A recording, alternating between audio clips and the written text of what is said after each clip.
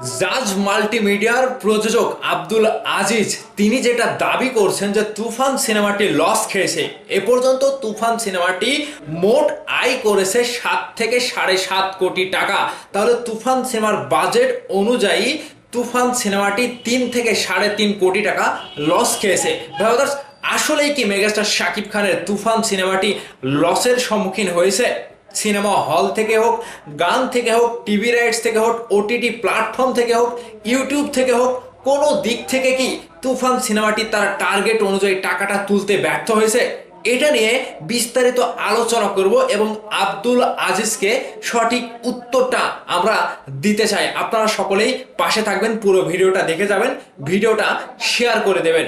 আব্দুল আজিজকে নিয়ে ফেসবুকে দেখলাম অনেকেই ব্যানার দিয়ে পোস্ট করছে, যেখানে আব্দুল আজিজ দাবি করে বলেছেন যে শাকিব খানের তুফান সিনেমাটি ৭ থেকে ৭.৫ কোটি টাকা ইনকাম করেছে, যেখানে তুফান সিনেমাটির বাজেট ধরা হয়েছিল প্রায় ১০ কোটি টাকা। তাহলে বাকি টাকাগুলো লস হয়েছে। আব্দুল আজিজের কথায় আমি যাচ্ছি যে বাকি টাকাগুলো তুফান সিনেমাটি লস খেয়েছে। যাক, এখানে এখন আমি একটা প্রশ্ন আপনাদেরকে রাখতে চাই যে তুফান সিনেমার গানগুলো যে পরিমাণ ভাইরাল হয়েছিল তার প্রমাণ তো আপনারা নিজেই সোশ্যাল মিডিয়াতে, ইউটিউব বলেন, ফেসবুক বলেন, সব কয়েকটা জায়গাতে তুফান সিনেমার গানগুলো একেবারে ভাইরালের পরে ভাইরাল হয়েছে। যে পর্যন্ত ভাইরাল হয়েছে সে পর্যন্ত কিন্তু ভিউজ হয়েছে। তাহলে একটি সিনেমার গান যদি এইরকম আকারে ভাইরাল হয়, তাহলে আমি বলতে চাই যে অন্যান্য দেশের সিনেমা, তারা সিনেমা রিলিজের আগে যে গানগুলো রিলিজ করে সেই গান থেকেই কিন্তু তারা সিনেমার পুরো বাজেটের টাকা, মানে লাভের অংশ তুলে নেয়।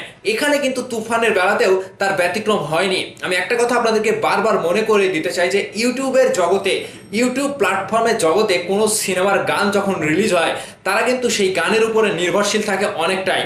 এবার তুফান সিনেমার গানগুলো কোন পর্যায়ে ভাইরাল হয়েছে, মিলিয়নের পর মিলিয়ন কিন্তু ভিউজ দিয়েছে। তো আমি আপনাদেরকে একটা কথা বলি যে একটি সিনেমার গান যখন এইরকম আকারে ভাইরাল হয়, তাহলে ইউটিউব প্ল্যাটফর্মে কোনো চ্যানেলে কোনো কন্টেন্ট থেকে যখন ১ মিলিয়ন ভিউজ হয়, সেই ১ মিলিয়ন ভিউজ থেকে কত টাকা আসে জানেন? প্রায় ৩০ থেকে ৪০ হাজার টাকা কিন্তু চলে আসে ১ মিলিয়ন ভিউজের উপরে।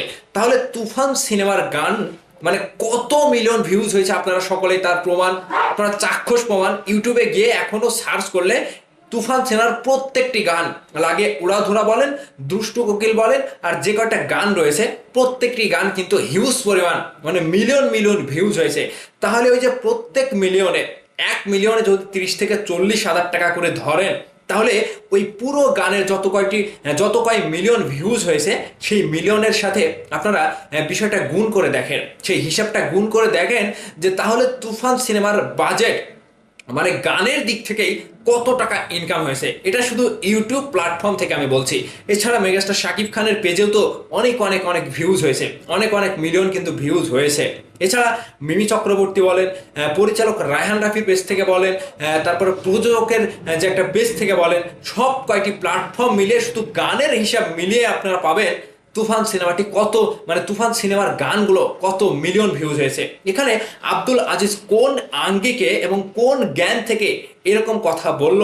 আমার মনে হয় গানের যে একটা ইনকাম ওটিটি প্ল্যাটফর্ম থেকে, সোশ্যাল মিডিয়া থেকে, ইউটিউব ফেসবুক থেকে গানের যে ইনকাম হয়েছে, সেই ইনকামগুলো হিসেব করলে তুফান সিনেমার বাজেট পার হয়ে যাবে, ১০ কোটি টাকা প্লাস হয়ে যাবে। তাহলে তুফান সিনেমাটি লস খেলো কোথায় ভাই?